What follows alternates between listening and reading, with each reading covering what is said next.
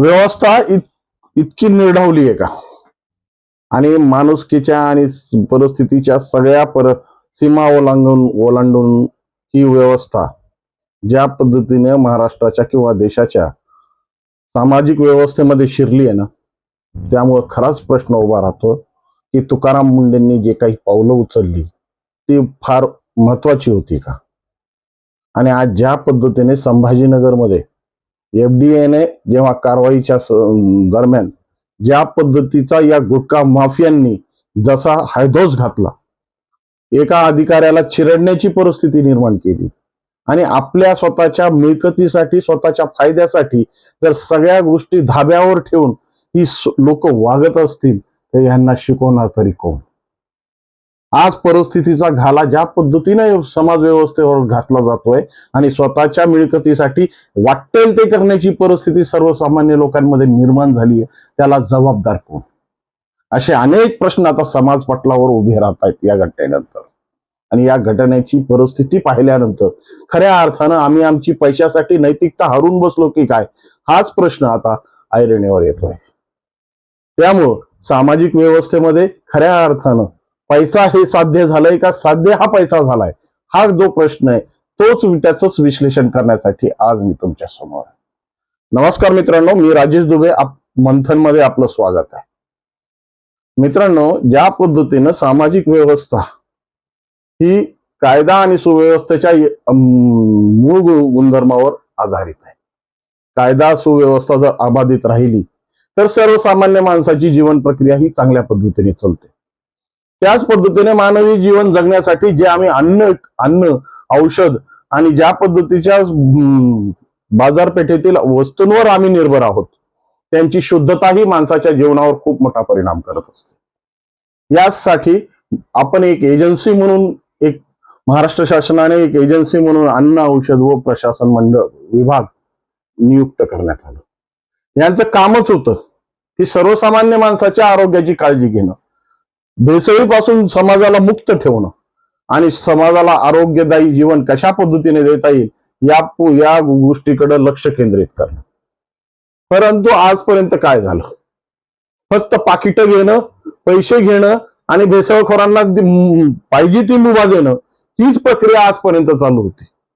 समाजाच्या पटलावर अनेक GR आणून आम्ही वेगवेगळे कायदे जरी केले, गुटखा बंदी केली, समाज व्यवस्थेमध्ये वेगवेगळ्या परिमाण लावून समाज व्यवस्था कशी निरोगी राहील याच्यासाठी फक्त कागदावर प्रयत्न करण्यात आले. वास्तविकतेत काय होतं? वास्तविकतेत या सगळ्या गोष्टींचा जो निष्कर्ष होता तो शून्य. कारण की ज्या पद्धतीने समाज व्यवस्था आणि सामाजिक भूमिका आम्ही पाहिली आणि ज्या पद्धतीने संभाजीनगरमध्ये गुटखा माफियांवर एफडीएने कारवाई केल्यानंतर ही गुटखा माफिया कशा पद्धतीने हैदोस घालत होती, जर ह्याचे दृश्य जर डोळ्यासमोर आलं तर अंगाला काटा येतो. ती शिवायची लाखोळी, त्या महिला अधिकाऱ्यावर स्कॉर्पिओने केलेला जीवघेणा हल्ला आणि लाखोचा माल घेऊन पसार झालेली ही माफिया लोक. का हे पैसा हा इतका सर्वस्व झालाय का?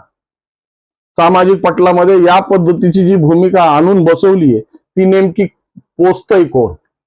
आणि खऱ्या अर्थानं सामाजिक प्रश्नांना ज्या पद्धतीनं कायदा आणि सुव्यवस्थेच्या चौकटीत बसवणारी लोक खऱ्या अर्थानं याला जबाबदार आहेत का? वास्तविक स्वरूपात ह्या सगळ्या प्रश्नांची जर उकल करायला आपण बसलो तर प्रत्येक प्रश्नांसमोर फक्त एकच व्यवस्था समोर केंद्रीय बिंदू होते, ती म्हणजे राजकीय व्यवस्था. ज्या पद्धतीने अगोदरच्या काळामध्ये म्हणलं जायचं यथा राजा तथा प्रजा, ज्या पद्धतीचा राजा असेल त्या पद्धतीची प्रजा ही वागणूक करत असते. आणि राजा जर सुदृढ, चांगला आणि प्रगतीच्या विचाराचा असला तर खऱ्या अर्थानं त्या राज्याची ही प्रगती होत असते. पण राजा जर भ्रष्टाचारी, दुराचारी, सामाजिक भूमिकेतला कलंकित, शापित जर असेल ते जनतेच्या मध्ये सुद्धा व्यवहार त्याच पद्धतीने होतो. मग या पद्धतीनं जी आम्ही लोकशाहीच्या माध्यमातून, मतदानाच्या माध्यमातून आम्ही आमचे राजे निवडतो, आमचे लोकप्रतिनिधी निवडतो आणि हे लोकप्रतिनिधी जर समाज व्यवस्थेमध्ये समाज व्यवस्था जर व्यवस्थित ठेवण्यासाठी जर काम करत नसतील तर खऱ्या अर्थानं याचा परिणाम समाज व्यवस्थेवर पडतो का? हा प्रश्न तुम्ही तुमच्या मनाला विचार।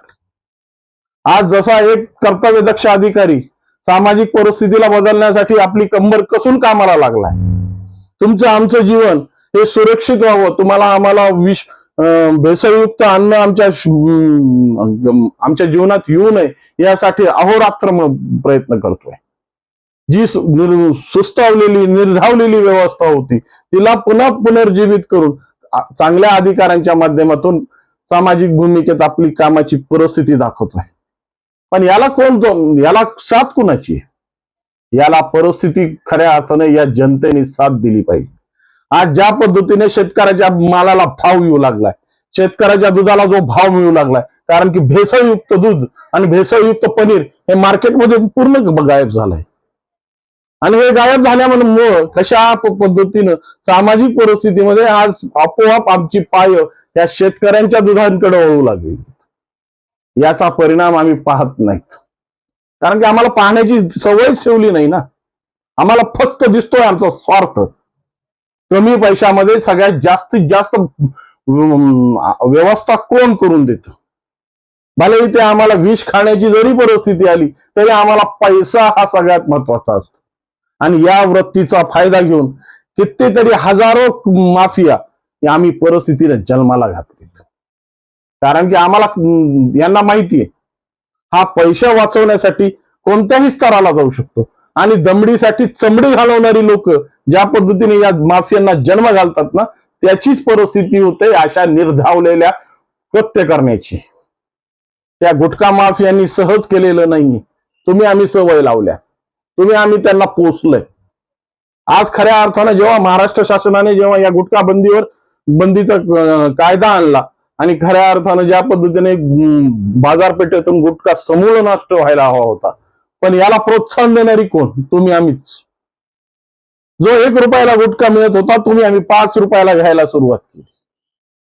बघता बघता यांच्या मनातल्या ज्या परिस्थित्या होत्या त्या परिस्थित्या बदलत गेल्या। खऱ्या अर्थानं जर महाराष्ट्र शासनाने घेतलेल्या निर्णयाचा जर स्वागत करून आम्ही सगळ्यांनी याचा स्वागत करून याच्यावर आम्ही दृष्टिक्षेप चांगल्या पद्धतीने टाकला असता, या गुटख्यांच्या टपऱ्यावर जर सर्वसामान्य माणूस फिरकला नसता तर काय मजाल होती यांची की या पद्धतीच्या परिस्थित्या निर्माण करायची। परंतु याला प्रोत्साहन देणारे आम्हीच। 1 रुपयाची गुटख्याची पुढे आम्ही 5 रुपयाला विकत घेण्याची मनस्थिती दाखवली आणि या गुटख्या माफियांच्या मनाला खूप मोठी संधी मिळाली। मग काय 1 रुपयाचे जर 5 रुपये होत असतील तर 4 रुपयाच्या मुनाफ्यासाठी यांची काहीही करण्याची परिस्थिती।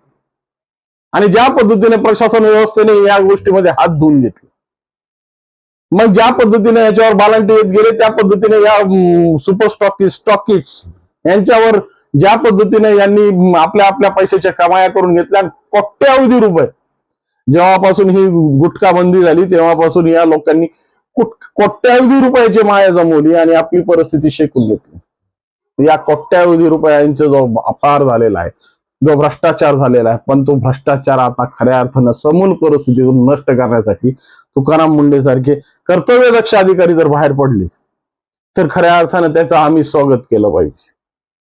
त्यांच्या खऱ्या अर्थानं त्यांच्या मनाला प्रोत्साहन मिळेल असे कामाची त्यांची पावती दिली पाहिजे। शेतकऱ्यांनी तर दुग्धाभिषेकांनी त्यांचं स्वागत केलंय, पण त्या उलट ज्या पद्धतीने वर्ध्यामध्ये यांच्या विरोधात आंदोलनाचा कसब दाखवला जातो आणि खऱ्या अर्थानं जर तुम्ही निष्पृह आणि जर तुम्ही निष्कलंक असताल तर तुम्ही कोणत्या कारवाईला भीता? कारण की ज्या पद्धतीचा कारवाईचा बडगा तुकाराम मुंडेंनी वर्धामध्ये दाखवला आणि एक नामांकित ज्याला खूप मोठी परंपरा असलेल्या अशा दूध संघावर कायद्याचा बडगा गेला, तेव्हा या बडग्यामुळं खऱ्या अर्थानं ज्या पद्धतीने समाज व्यवस्था विठीस घेऊन याच्या विरोधात आंदोलन उभं करण्याची मनस्थिती जी निर्माण झाली ना, तीच खऱ्या अर्थानं या समाजाचा सगळ्यात मोठा गतिरोधक। कारण की परिस्थिती काय आणि कोणत्या तत्वावर तुम्ही सांगू शकता की या लोकांनी खऱ्या अर्थानं या दूध संकलन केंद्राच्या किंवा दूध डेअरीच्या संचालकांनी चांगल्या पद्धतीचं काम केलंय? मग चांगल्या पद्धतीचं काम केलंय तर त्याला धास्ती कशाची?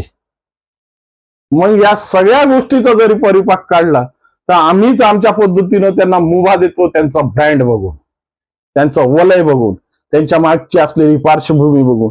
मग जेव्हा जसा पार्लेजी आज ज्या पद्धतीने सुरुवातीच्या काळात चांगली क्वालिटी आणि चांगल्या पद्धतीची बिस्किट देऊन सर्वसामान्याची मन जिंकणारा, आज मार्केटमध्ये ज्या पद्धतीची परिस्थिती आणून सोडली, ज्या पद्धतीचा बिस्किट आज आमच्याकडे 4 रुपयाला आणि 5 रुपयाला जो बिस्किट मिळत आहे त्याची चव काय आहे हे जर तपासलं तर ह्याच्यामध्ये जमीन आसमानचा फरक आहे. भले महागाईच्या दरांमध्ये या तेवढी उत्पादकता आम्हाला त्याची तेवढी किंमत परवडत नसेल, पण त्यासाठी जी पर्याय व्यवस्था तुम्ही निवडली, तुमच्या उत्पादनाची जी जी जो दर्जा आहे तो घसरला. मग या घसरलेल्या दर्जामध्ये फक्त त्या आहे त्या किमतीत जर तुम्ही त्या पद्धतीचं वस्तू जर बाजारात देत असताल आणि त्यासाठी दर्जा घसरून त्या पद्धतीची कॉम्प्रोमाइज करायची तयारी तुमच्यात असेल तर इथंच खऱ्या अर्थानं सामाजिक परिस्थिती पोचली जाते. त्यामुळं तुकाराम मुंढेंसारखे कर्मचारी आणि अधिकारी कशामुळे गरजेचे आहेत? एक IAS अधिकारी कामाला लागला तर संपूर्ण महाराष्ट्रात प्रत्येक पेपरच्या हेडलाईन होऊ लागल्या. जर खऱ्या अर्थानं या प्रशासन व्यवस्थेमध्ये आज जितके कर्तव्यावर अधिकारी आहेत, जितके कलेक्टर्स आहेत, जितके काम करणारे लोक म्हणजे कर्मचारी आज कार्यपालिकेत काम करतायत ना, त्यांनी खऱ्या अर्थानं आपल्या चांगल्या कामाचा जर धडाका लावला तर खऱ्या अर्थानं या देशाचं आणि या राज्याचं चित्रच बदलून जाईल. पण खऱ्या अर्थानं ही नैतिकता जागवणारा कोण आहे आणि या नैतिकतेला जागवणाऱ्यासाठी तुकाराम मुंढे साहेबांसारखे आदर्श घेऊन काम करणारे लोक किती आहेत हे जर मोजले तर बोटावर मोजण्या इतके लोक निघतील. परंतु याच लोकांच्या माध्यमातून जी समाज व्यवस्थेची घडी व्यवस्थित बसणार आहे आणि खऱ्या अर्थाने या गुटखा संभाजीनगर मधल्या गुटखा माफियांनी जो दुराचार पसरला, ज्या पद्धतीच्या मुजोरीची परिस्थिती दाखवली, त्याला जर नियंत्रित करायचं असेल तर त्याला रामबाण इलाजाने पेन्सिलिनचं इंजेक्शन म्हणजे तुकाराम मुंडेच आहेत, हे याच्याबद्दल वाव नाही. याबद्दल तुमच्या मनात काय वाटत असेल, या मनात तुमच्या मध्ये काही प्रश्न असतील तर 100% कॉमेंटच्या माध्यमातून कळवा. आणि व्हिडिओ आवडला असेल तर लाईक, शेअर आणि सबस्क्राईब करायला विसरू नका. नमस्कार.